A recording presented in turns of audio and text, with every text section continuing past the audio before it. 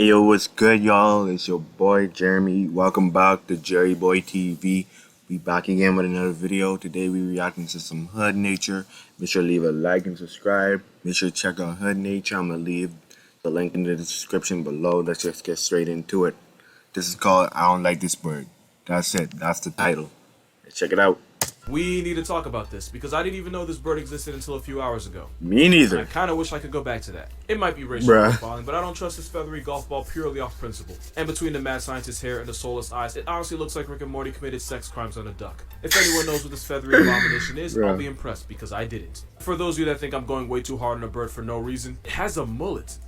That's not okay. Apparently they use that long black, I'm talking about their beak, they use that bill use tongs at a cookout to snatch small fish, frogs, crabs, and basically anything else. And of course this demon duck is part of the Australian census. And for those of you like me that have never seen this before, it's a royal spoonbill, and this video is not over. Because this bird looks like it was personally designed to with my sanity. It looks like a diseased corner store flamingo. And just like flamingos, they're pink because of the carotenoid in the shrimp they eat. But all I really care about is the fact that the Roseata Spoonbill looks like a Jurassic Pride flag. And unlike this Rick and Morty bull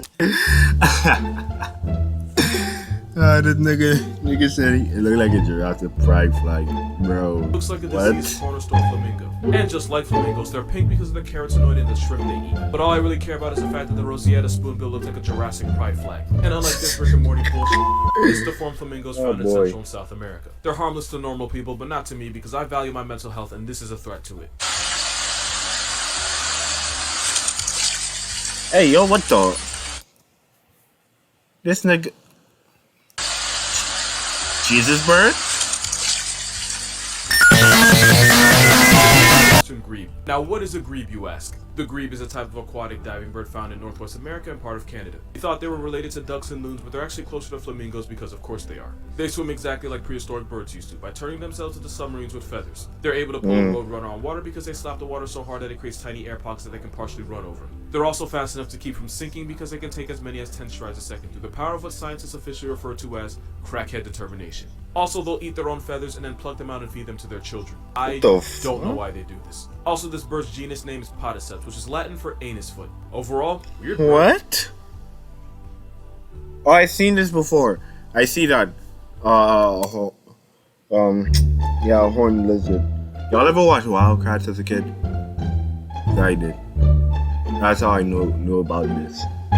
They like constrict their like blood vessels in their eyes, and then the blood builds up, and then they shoot it at like a predator, or something like that. Now you would expect this kind of nonsense to have an Australian area code, but nah, this Lucifer lizard is as American as student loans in a disregard for the metric system. That's a horned lizard, and yeah, that's actual blood coming out of its eyes. When pressed, the lizard restricts blood flow leaving the head until the blood pressure ruptures tiny vessels around the eyelids. Not only can this hell gecko squirt eye ketchup up to 5 feet away, but this lizard has aimbot, as ridiculous as that sounds. Basically a Pokemon that went too far. This attack is super effective against coyotes and wildcats because not only is the blood foul tasting, it also confuses the god. That nigga using the IRL cheat code, bro. If you got blood Febreze by your own Big Mac, it'd probably make you rethink every life choice that brought you there. Also, this blood attack doesn't affect predatory birds, but they have no soul, so of course it doesn't. The horny toad, which it's called for some reason, is a state birds, but they have no soul, so of course it doesn't. The horny toad, which it's called horny toad. Okay. For some reason, is a state reptile of Wyoming, and you can find them in the American Southwest. If you see one, it's probably this guy, the Texas horned lizard. But if it sees you, it could have you looking like your messages with your crush. Left on red, disrespect intended. What in the hell are those? It's funny how it suddenly became my job to explain stuff like this when if you scroll all the way down my TikTok, my videos had nothing to do with animals. The difference a year makes. That's crazy.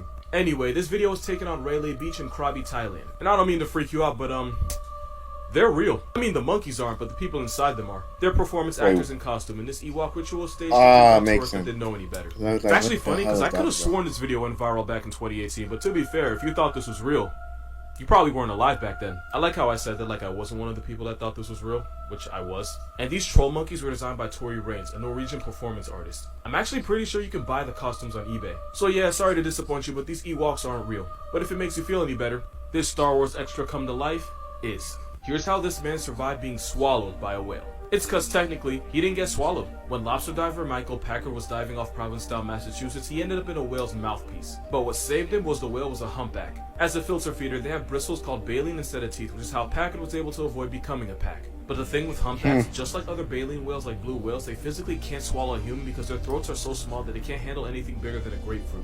With a throat the size of a small salad plate, trying to deep throat a human would put any whale out of commission, so lucky for him, the whale couldn't swallow him if it wanted to. Only really dangerous part is that humpback whales are so loud that they can actually burst your eardrums and even cause air bubbles to form. Damn. Oh yeah. Isn't like, I know like the sperm whale. The sperm whale, aren't they like the loudest animal on Earth? I'm pretty sure, yeah, they're the loudest animal on Earth. Instant RIP. But because Packard was an experienced diver, he already had 2 busted eardrums, which is actually the most impressive part of this story. So what actually happened was a whale accidentally put him in his mouth got for about 30 experience. seconds before realizing it's mistake and spitting him out. And because he had his scuba gear, he was able to survive without getting any serious injuries. Moral of this video, humpbacks can't swallow you, but they can give you the greatest story you could ever tell at parties. His friends can try, but nothing they say will ever top getting Jonah'd by a whale. Okay, fair, I probably should explain that. So yeah, snow leopards aren't actually leopards. Snow leopards are part of the Panthera squad with lions, tigers, jaguars, and actual leopards. But it turns out of all those cats, snow leopards are genetically closest to tigers. Basically, snow leopards and tigers shared a common ancestor about 2 million years ago. When you think about it, that's not that long ago. For reference, we were believed to have a common ancestor with chimpanzees about 6 to 8 million years ago. So yeah, tigers and snow leopards are cousins, and they're actually way closer to each other than snow leopards are to real leopards. Moral of this video, we call them snow... Might as well call them flipping freaking ice tigers. Shut the fuck up, nigga. Leopards, and we really should be calling them ice tigers. That's actually kind of tough. If you're watching this, Yeah.